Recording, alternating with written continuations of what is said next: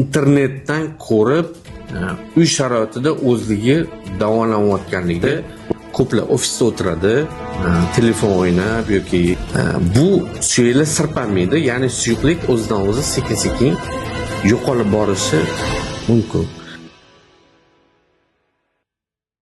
Assalomu alaykum. Bugungi dolzarb mavzularimizdan bittasi tizza bo'g'imlaridagi artroz haqida gaplashamiz. Xo'p, tizza bo'g'imi o'zi insonni eng murakkab asosiy bo'g'imlaridan hisoblanadi.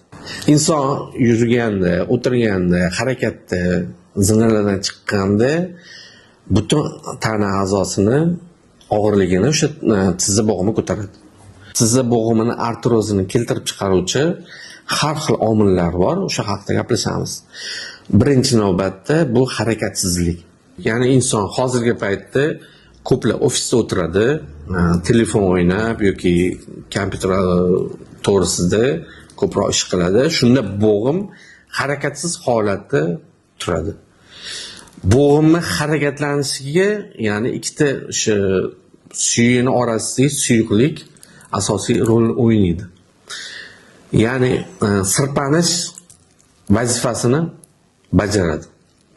Ya'ni ikkita suyaklarni sirpantirish vazifasini bajaradi.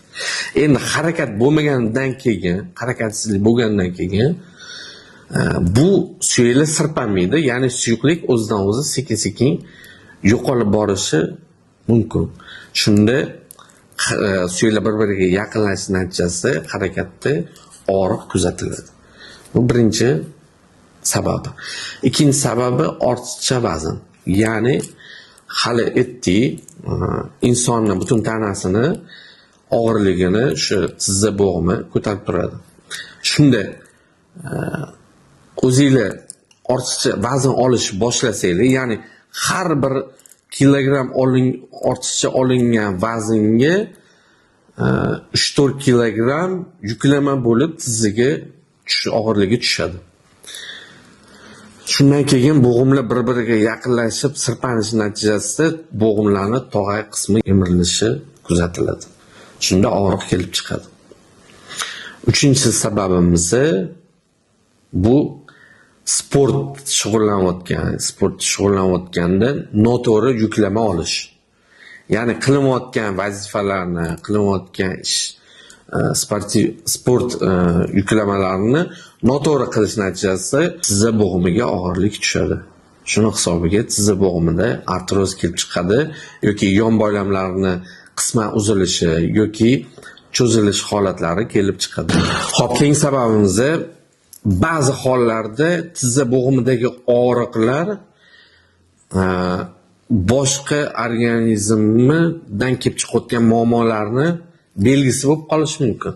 Misol uchun, buyraklarning yallig'lanishi, o'sha yerda suv muvozanatini buzilishi natijasida oyoqlarda shish yoki og'riq kelib chiqishi mumkin.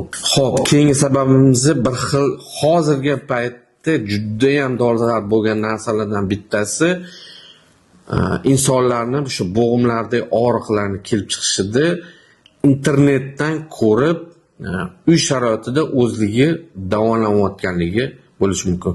Bu issiq narsa qo'yish yoki sovuq kompresslar qo'yish natijasida bu xavfli darajaga olib kelishi mumkin. Shuning uchun albatta shifokor bilan maslahatlashib, kerakli tekshiruvdan o'tgan holatda, keyin tashxis qo'yilgan holatdan keyin davolanishingiz mumkin. Sizlarga medikamentoz, dorilar bo'yicha sizlarga tavsiya bera olmaymiz. Eng yaxshi maslahatlarimizdan berib o'tamiz. Ya'ni birinchi eng yaxshi maslahatimiz bu harakat. Sizga og'ir harakatlarni bajaring, sport harakatlarini bajaring deya olmaymiz, lekin quyidagi tavsiyalarni aytamiz. Misol uchun har kuni piyoda yurib turish kerak, ya'ni kamida 30 daqiqa. Keyin ofisda o'tirganingizda yoki o'sha telefon orqali, gadjetlar orqali ish qilayotganingizda, o'tirganingizda har 45 minutdan keyin ozgina sport bilan shug'ullanib turing. Ya'ni o'tirib turish, bo'g'imlarning harakatini keltiring. Keyin oqsillarga, vitaminlarga boy oziq-ovqat mahsulotlarini yeb turing. Ovqatlar albatta vitaminlarga boy bo'lishi kerak. Mutaxassislar, ayniqsa sport bilan shug'ullanadigan va uzoq vaqt davomida tik oyoqda ishlaydigan insonlarga muntazam ortopedik tekshiruvlardan o'tib turishni tavsiya qiladi. Shu orqali bo'g'imda erta yemirilishni oldini olish va uni davolashni erta boshlash imkoniyatini yaratib beriladi. Agar sizda shu holatlar kuzatilayotgan bo'lsa, bizni Dussel klinikamizga tashrif buyuring va biz sizga yordam beramiz.